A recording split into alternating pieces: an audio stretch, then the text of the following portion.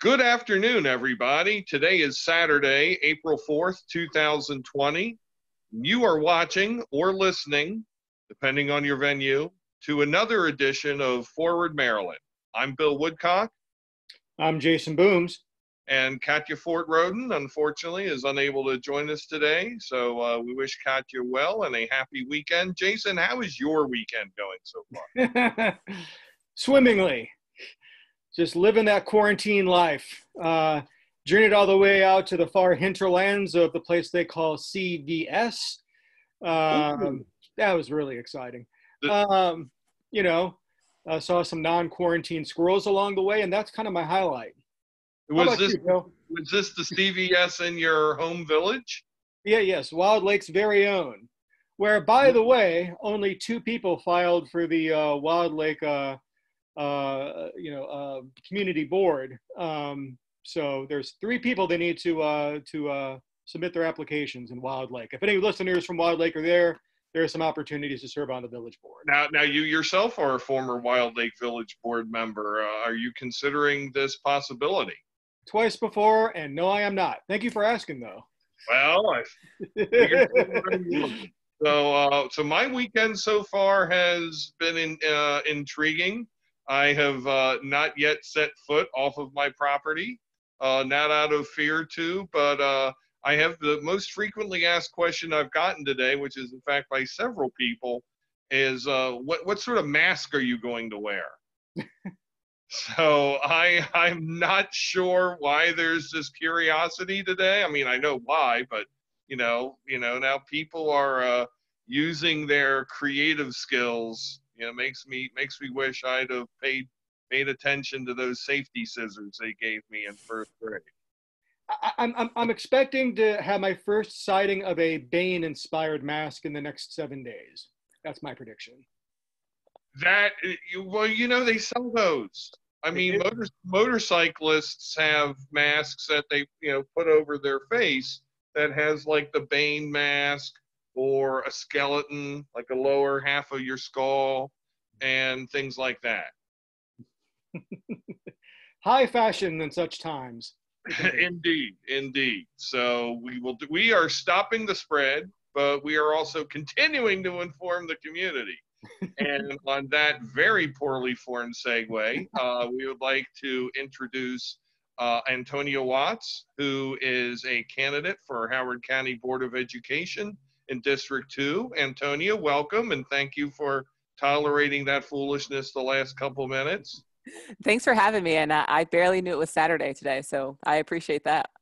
It is. And by the way, that is, I actually just got my copy of the 1959 version of Risk, so I could sit here and do quarantine Risk. I love your world map. Where did that come from? So the only place that I can actually have a quiet conversation is during nap time and in my kids' playroom. So this is a little map for my kids' playroom, and it's from this little company called Wall Pops. And so we got it. It's kind of, it's nice. It's a little dry erase. You can see they've like dry erase written on it. But we talk a lot about where we live and where we came from and those kinds of things. So that's outstanding. I love that map. So tell us a little bit about yourself and what made you decide to run for the school board. All right, sure. As you said, my name is Antonia Watts. My pronouns are she, her, and hers. I'm running for Board of Education in District 2. I'm running because it's urgent. It's urgent that we develop a system where every child has access to an education that fits their needs. And we're seeing that right now, that we have some access issues. And I started my career off as an engineer in crash and safety testing. And I was good at my job. I could analyze the data. I could derive cost-effective solutions. And it was kind of cool crashing cars for a living. But I just wasn't passionate about it. If you talk to me, you'll hear me say that I recognized earlier on that maybe engineering was not where I wanted to go for the rest of my career. But during that same time, I was working as the program coordinator for the NAACP. They had a tutoring program, and they provided transportation to the tutoring program. They provided the actual tutoring. We designed curriculum for the students. It was an awesome program, and I loved it. I love working with the young people. I loved really tutoring them and helping them. And so I made a big decision. I quit my job crashing cars, and I went back to school and got a master's in education from the University of Michigan. Mm-hmm. And I became a classroom teacher. And I've remained dedicated to education since then. For the past 10 years or so, I currently serve on the Board of Trustees for the library system, whose mission is public education for all. And during these past 10 years or so, I've realized the importance of having an educator in the conversation surrounding education. And so this is why I'm running for the Board of Education. I feel like I have the analytical skills from engineering to help analyze the data and make well-informed decisions based on that data. I have the classroom experience in working with young people. And then also I feel as if I have the ability to amplify the voices that are often not represented in the conversation. And Tony, thank you for that. And I'm trying to remember if that's one of the things I've read about your resume, which is very impressive, is having been a classroom teacher, but also having a highly technical job. I'm trying to remember the last time there was an educator on the school board, because I know that there have been PhD level educators. Bess Atwerger comes to mind, Jane Shookhart, longer time ago, but I do not remember in recent history a actual in-classroom educator, much less a Howard County classroom educator. I mean, Ann DeLacy was retired, so there's another example, but I cannot remember a educator with active experience being on the school board. Yeah, it's surprisingly a unique background to have on the Board of Education, is a background in education. I have actually taught at HCC, Howard County Community College as well. And I will say that the K-12 experience is totally different than the community college experience. So it is something to have the classroom K-12 experience as well coming into this role. Yeah, very much so, and definitely different than the higher ed experience as well. So this is outstanding. Jason, I saw your face get serious when Antonia mentioned her University of Michigan background, you with your Michigan State hat. But I'm because you have questions. Well, I was going to ask you what the biggest car crash you've ever seen was, and I was going to open it up also to Michigan State versus Michigan basketball games.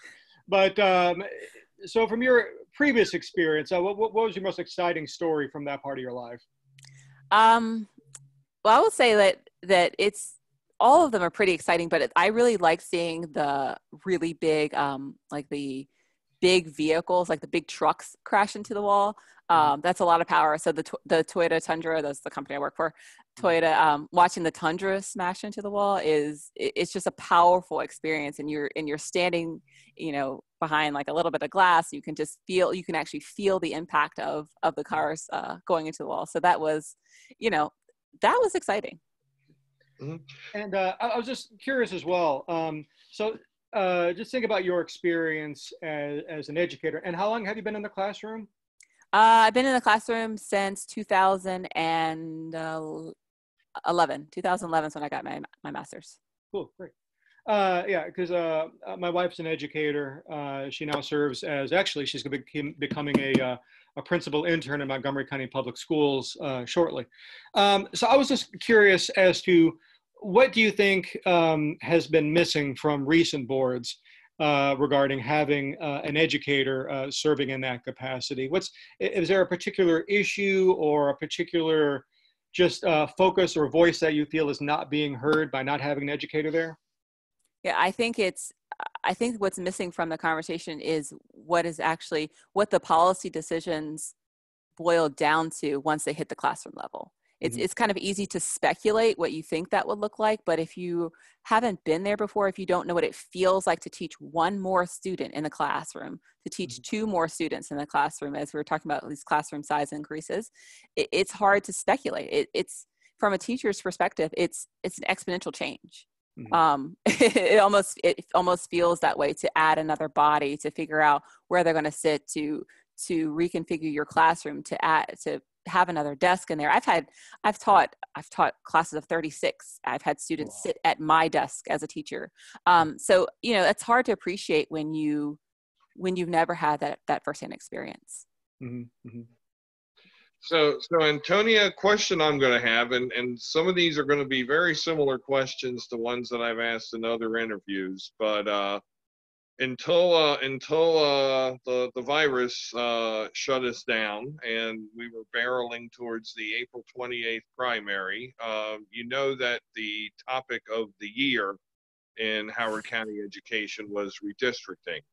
And can you tell me if you had been on the school board during that period, what do you think? I'm not going to ask what do you think would have been different, because who knows? I mean, it's a collaborative body. But what do you feel that you would have brought to that conversation, and what would you have tried to have bring to the fore in that conversation that maybe had been missing? That's a great question. I think one of the things that was missing from the whole thing was adequate communication with the community. There was a lot of speculation. There was a lot of Facebook chatter. I think that the community really needed to understand what was happening throughout the process, each stage of the process, and why certain decisions were being made. It seemed as if it seemed as the board started off with well intentions, and then some plans came forward, and things just kind of fell off the rails a little bit. So it would have been nice to have communicated better with the general population, so everybody in the community was on the same page. And I think that's where things got a little bit dicey, is that community members were grasping for information from wherever they could get it, and it just didn't lead well to it just didn't end well for us as a community. We almost feel as if we're healing from the what happened during the redistricting process. Mm-hmm. Do you feel that there should have been more public input into the process itself? There are some who wonder why there were even consultants involved. Where do you think, at what points in the process do you think the input should have come? I think that they did it. The school system did a great job with having I can't think of the board, the body's name right now, of like an advisory board. If you throw out the word, if you can think of it. Right. But I think that was a good group, and it was a great mix of community members, and so that was nice. But I think that people were, especially in my district, I'll just say in District 2, it didn't seem like we were well represented in the conversation. And so it would have been nice to have set aside maybe even some time for community members from certain areas to have a voice, a chance to speak. A lot of people felt that they were cut out of the conversation. And so it'd been nice to have an opportunity for those people to kind of come back into the discussion. Okay, let me ask one more question along that, because you hit upon something that's near and dear to my heart. Because you're an Oakland Mills person, I'm an Oakland Mills person. 2 years on the PTSA board of the high school, and for a very long time, people in East Columbia had been looking for a candidate like you, somebody to come forth from the community to hopefully speak for the community's interests in the board. And, there was only one person, I think, in the last 10, 12 years who I could think of who even ran for the board from East Columbia, and they did not fare very well. And one of the things I noticed in my experience in the village board, on the PTSA, is getting people from East Columbia to come out and speak for their schools is a challenge, as opposed to, say, a River Hill area, a Marriott's Ridge area, a Mount Hebron area, Centennial, where they come out in droves. Where do you think that involvement gap lies, and what efforts would you undertake to try to address those? Okay, so I'm going to just correct one point. I actually live in Elkridge. Okay. Yeah. I Oakland Mills on a list or something earlier, but Elkridge is fine. I live in Elkridge. Um, I do. I live in Elk Ridge. My sister, though, is an Oakland Mills middle school teacher. Cool. I actually, yeah. So that's my connection. And I am doing. I'll just a quick plug right now while we're talking about Oakland Mills. Oakland Mills has Oakland Mills Online, which is completely a grassroots organization that is hosting kind of a workshop style presentation for community members, and I've been a facilitator on that in that group, and that's been something great to kind of come out of the community. And so kind of to segue back into what you were asking is, so from the Oakland Mills Online, you see this community building, and I think that's one of the things that we have to start doing is building, especially in all of District 2 and in each one of the village centers, building a community, a stronger community where people can feel empowered. I will say that I've talked to people obviously now in District 2 who just felt powerless. They felt like their voice was not amplified in the way that other communities voices were amplified. So they felt like, well, why even come? Why even come to these meetings? Why contact anybody? They didn't know who to contact because no one knew who their cluster person was. Right. And so I think, moving to this district model, it gives somebody in the community a place to go and take their concerns so that person can then amplify it. Not everybody knows how to advocate. And so this is one of the things I actually would like to work on with District 2, with our community, is the teaching aspect of it, right? There's certain things that you can do that really do matter. I don't know if everybody recognizes that you can actually, write to the Board of Education. You can actually testify. It does actually matter. And so that's one of the things that just, when we're talking about the impact, some people feel voiceless, they feel powerless, and we need to work on giving them, amplifying their voice so that they feel a part of the conversation. Cool. Very good. I did have a related question. Really, it's about the context of equity and fairness in Howard County education. I was pleased to note. Speaking of Oakland Mills, that the incomparable Lena Kennedy posted, I believe it was this morning, the fact that you received an A from Carrie, who are allies of LGBTQ youth in Howard County. I think you were only one of 6 candidates countywide that received an A. Can you talk a little bit about your vision for inclusivity and fairness and equity in Howard County Public Schools? Sure. So I just saw that this morning, actually, and so I was pretty happy about that. For me, inclusivity means bringing everybody to the table. Like you heard me introduce myself with pronouns. It doesn't cost me anything to do that, and it brings more people into the conversation, right? It's an important thing to note. And so as far as equity, I want to make sure that people understand that when we're saying equity, we're not just talking about Black, brown, and poor people, right? We're talking about special education. We're talking about gifted. We're talking about all these subgroups that actually are important to the conversation and important to be involved. And it's important to make sure that we give people the resources that they need to be successful in the school system. So that is my vision for equity, is bringing more people in to realize that this is important to you too.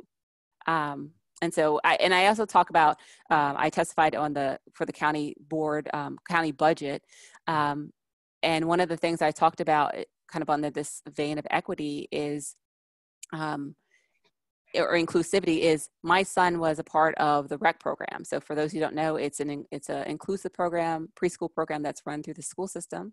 And he was a typical peer. So he, was kind of meeting milestones, but he was serving as a playmate, if you will, and a classmate for those students in special education.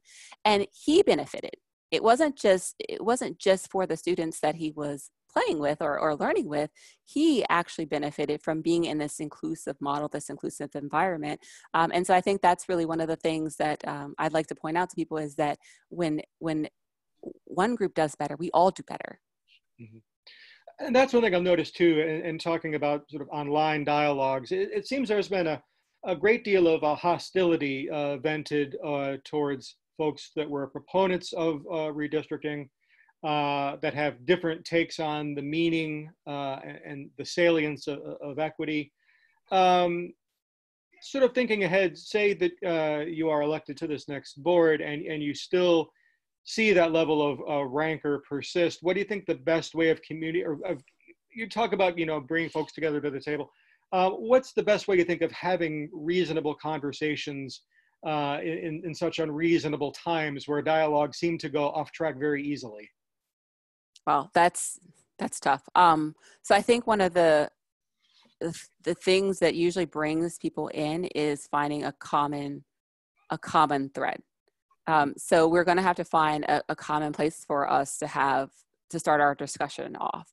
And so again, I said, finding a spot where we can all relate. What does equity mean to you, and how can we kind of bridge the gap between the conversation and really talk about, getting everybody involved and just finding a common goal. I think that's the best way to have a conversation with people, especially, if you talk about, we talked about like redistricting being a problem. If we can start just the conversation about what do we think went wrong in the process, just the, very small thing, what we all think went wrong and what we could all do better, then we have a jumping off point to go forward. But without finding that common thread early on, usually you don't go anywhere.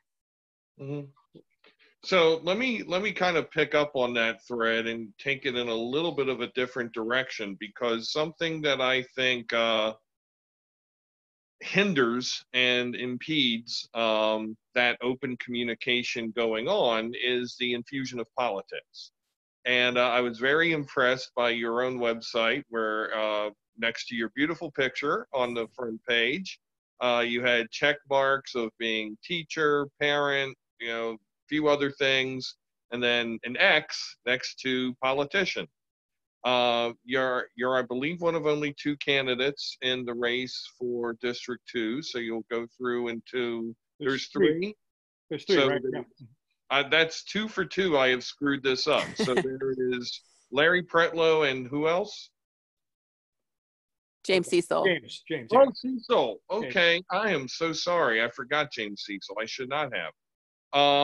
But Larry Pretlow is a gentleman who has been running for a while. He ran for State House of Delegates in 2018 as a Democrat. He has made his plans known to run as a Republican for the Howard County Council in 2022.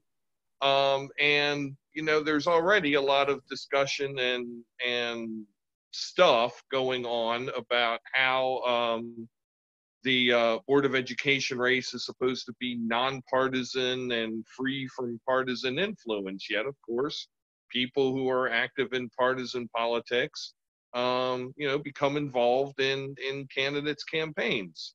So, where do you draw that line between acknowledging the reality that there is a certain measure of politics that goes on, and even the nonpartisan BOE election, and making sure that, as you said, everybody, including the 98% of the population who doesn't want anything to do with party politics, gets a seat at the table? So this is a good question. So I will confess that I was a bit naive coming into this. Like, I really truly was like, oh, I'm not a politician. Like, this is, I'm passionate about education, but now I am seeing just how political it can be. And it caught me off guard, honestly. It really just caught me off guard. And so to try to strike that balance, I will say that I am happy that it is still a nonpartisan race, because it welcomes people to the conversation. So if people automatically, looked at me and said, oh, she's this or she's that, they don't even reach out to me. And so right now I'm answering questions from people, or I get emails from people who don't come into the conversation with kind of any preconceived notions about me. They just are looking for answers about topics as they relate to the school system. So it's I think it allows me to have an honest conversation with people from various different backgrounds, and to kind of keep that keep that balance. Like I said, I just really welcome a conversation with anybody. I try my hardest to, you know, to say that, to realize that everybody has something to add.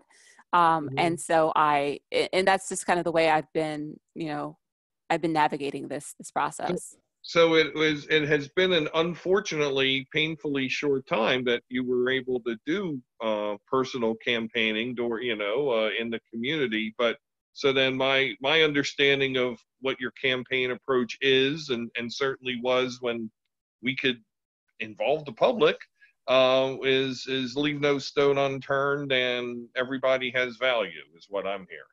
Yeah, and that was my strategy out door knocking. We knocked on as many doors as we could when we were out there, and just have as many conversations face to face. And that really is my strong suit. I prefer to have the one-on-one conversations. I'm really saddened by the fact that obviously, well, the climate that we're in that's causing this, but that I cannot have as many face-to-face conversations as I was hoping to have. So I'm thankful for, you know, platforms like this that allow me to kind of have a conversation, get my message out to people, and still to encourage them to, you know, reach out to me if they have any questions or concerns. Mm-hmm. I was curious, when you were going door to door, and you already touched upon this a little bit, but I'm curious to see if there's anything else, so I thought I'd explore the space. Were there any other particular surprises you noticed upon speaking with people and getting their thoughts on Howard County schools, or anything that really stood out to you as something that perhaps you weren't expecting to hear back from folks? A lot of people had no idea how they voted for Board of Education, where the Board of Education people appeared on the ballot, if there was a special election. And so I think one of the things going into this that I really want to try to do is better educate people on, you know, you do have somebody running, and we are going to appear on the ballot. So that was actually a fair number of conversations. It's just talking about where the how do you even vote for the Board of Education candidates? And then also, I talked to a lot of people that did not have kids in the school system. If you think about it, 12 years is not a very long time. So people either had very young kids that hadn't quite gotten into the school system, or they had kids that graduated, or they just didn't have kids at all. And so that was talking to community members about why it's important for them to care when they don't have what they see as a stake in the school system. So that was also a conversation that I didn't expect as much. Mm-hmm. So how would you see the ongoing development of the relationship between the county council and the school board? What do you think is working with it right now, and what would you like to see develop?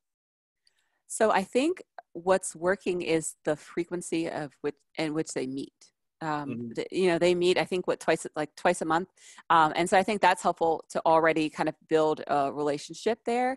And as we go to the district model, I love that, right? So it means that you have you can build a stronger relationship with a person who represents your district as well. And so you can, I'm hoping to take Opal out and show them a thing or two about the schools when elected, because I think that's important. I think that, you have, as a board member, you have a different perspective than the county council, and you can kind of bring them in and take them around and show them things that matter in the budget. What I'd like to see is some of those conversations happen in a more public setting. I think that when things happen behind closed doors, and not to say that anything is, going on that shouldn't be, but I think it's nice to have that an increased level of transparency for community members to witness that and to see what that relationship looks like and what conversations are being had. So I think we only have a couple questions left. I think in fact we each only have one left. So my question is going to be kind of a corollary to the first one I asked you about what would you have brought to the redistricting process, but instead of going backwards, let's go forwards. Let's imagine it's year 2024. You are, I would imagine and hope that if you're elected, you would certainly consider running for re-election.